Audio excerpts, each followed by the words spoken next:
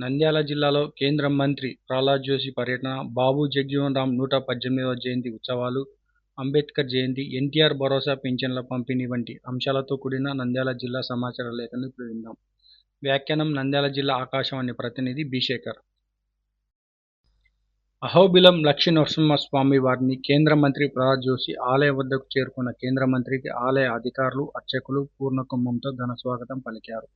ఆయనచే విశేష పూజలను చేయించారు. అనంతరం ఆలయ పురోహితులు స్వామివారి చిత్రపటాలను అందజేసి శేష వస్త్రాలు సత్కరించారు. ఈ సందర్భంగా కేంద్ర మంత్రి మాట్లాడుతూ అహోబిలం లక్ష్మీనరసింహస్వామి తమ ఇంటి విలువైన అహోబిలంలో స్వామి వారిని దర్శించుకోవడం తనకెంతో ఆనందంగా ఉంది అన్నారు. అహోబిల లక్ష్మీనరసింహస్వామి వారిని ఆలయ అభివృద్ధికి తమ వంతు కృషి చేస్తానని అన్నారు. కర్నూలు జిల్లాలో గల ఓరకల్ వద్ద సోలార్ ప్లాంటుతో అత్యధిక విద్యుత్ ఉత్పాదనకు ముమ్మరంగా పనులు చేయడం జరుగుతుందని, పిన్నాపురం గ్రీన్ ఎనర్జీ ప్రాజెక్టు నిర్మాణం పనులను రానున్న 6 నెలల్లో పూర్తి చేసి జాతికి అంకితం చేస్తామని అన్నారు. ముఖ్యంగా సోలార్ ప్లాంట్ వినియోగం వల్ల దేశంలో విద్యుత్పత్తి పెరిగి ప్రజలకు అలాగే పరిశ్రమలకు ఎంతో ఉపయోగంగా ఉంటుందని, ప్రధానమంత్రి నరేంద్ర మోడీ సారథ్యంలో దేశం ఇంకా అభివృద్ధి చెందుతుందని అన్నారు. బానగానపల్లెలో రిటైర్డ్ ఉద్యోగుల సంఘం ఆధ్వర్యంలో మంత్రి బి. రెడ్డి దంపతులను ఘనంగా సన్మానించారు. ఈ సందర్భంగా మంత్రి బి. రెడ్డి మాట్లాడుతూ ముఖ్యమంత్రి చంద్రబాబు నాయుడు సారథ్యంలో కూటమి ప్రభుత్వం అధికారంలోకి వచ్చిన తర్వాత ఎన్ని ఆర్థిక ఇబ్బందులు ఉన్నా ప్రభుత్వ ఉద్యోగులు, రిటైర్డ్ ఉద్యోగుల సంక్షేమానికి కట్టుబడి పనిచేస్తున్నామన్నారు. ఉద్యోగులకు 1వ తేదీన జీతాలు, పింఛన్లు అందిస్తున్నామన్నారు. మా ప్రభుత్వం ఉద్యోగుల సంక్షేమం పట్ల సానుకూలంగా ఉంటుందని, త్వరలో ఉద్యోగస్తుల డిమాండ్లను ఒక్కొక్కటిగా నెరవేరుస్తున్నామని తెలిపారు. నంద్యాల పద్మావతి నగర్ ఆర్చ్ దగ్గరున్న జ్యోతిరావు పూలే జయంతి సందర్భంగా విగ్రహానికి పూలమాలలు వేసి ఘనంగా నివాళులర్పించిన మైనార్టీ న్యాయశాఖ మంత్రి ఎన్ఎండి ఫారూక్. ఈ సందర్భంగా మాట్లాడుతూ సమాజంలో అణగారిన వర్గాల అభ్యున్నతి కోసం, వారి విద్యా అభివృద్ధి కోసం కృషి చేసిన గొప్ప సంఘ సంస్కర్త, మానవతావాది అంటూ పూలే సేవలను గుర్తు చేసుకున్నారు.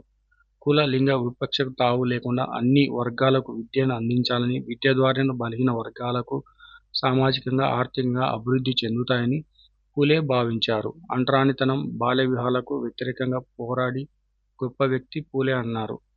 మహిళ చదువుకుంటేనే అసమానతలు తొలగిపోతాయని భావించి మొదట తన భార్య సావిత్రిబాయిని విద్యావంతురాలు చేసి గొప్ప ఆచరణవాది అని కొనియాడారు. సమాజ పునర్నిర్మాణానికి పూలే కృషి చిరస్మరణీయమని అన్నారు.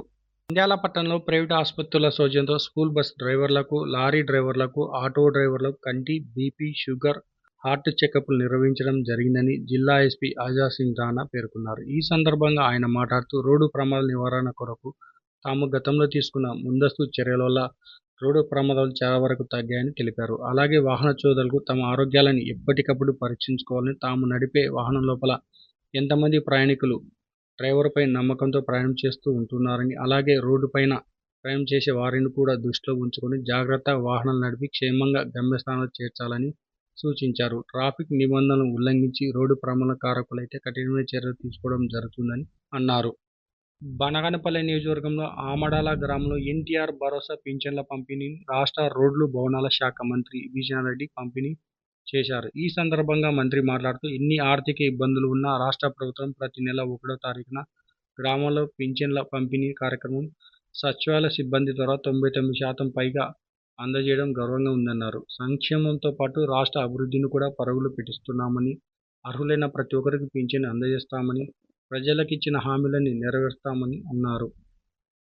నంద్యాల పట్టణంలో బాబు జగజీవన్ రామ్ విగ్రహానికి పూలమాలలు వేసి నివాళులర్పించిన మైనార్టీ న్యాయ శాఖ మంత్రి ఎన్ఎండి ఫారూక్. ఈ సందర్భంగా మాట్లాడుతూ బాబు జగజీవన్ రామ్ ఎంతో మహోన్నత వ్యక్తిత్వం గల వ్యక్తి అని, భారతదేశంలో మొట్టమొదటిసారిగా బాబు జగజీవన్ రామ్ విగ్రహం పెట్టింది తెలుగుదేశం పార్టీ అని, ఆయన వ్యక్తిత్వానికి ఆకర్షితులైన తెలుగుదేశం పార్టీ వ్యవస్థాపక నాయకుడు నందమూరి తారక రామారావు గారు ఆయన విగ్రహాన్ని ఏర్పాటు చేశారని, అందుకు కొనసాగింపుగా నంద్యాలలో కూడా ఆయన విగ్రహాన్ని ఏర్పాటు చేయడం జరిగిందని అన్నారు. బాబు జగజీవన్ రామ్ 118వ జయంతి ఉత్సవాలను ప్రభుత్వం తరపున నిర్వహించడం సంతోషంగా ఉందని అన్నారు. ఇప్పటి వరకు నంద్యాల జిల్లా సమాచార లేఖను విన్నారు. మరిన్ని కొత్త వార్తా విశేషాలతో మే నెల సమాచార లేఖలో కలుద్దాం. బి. శేఖర్, నంద్యాల జిల్లా ఆకాశవాణి ప్రతినిధి.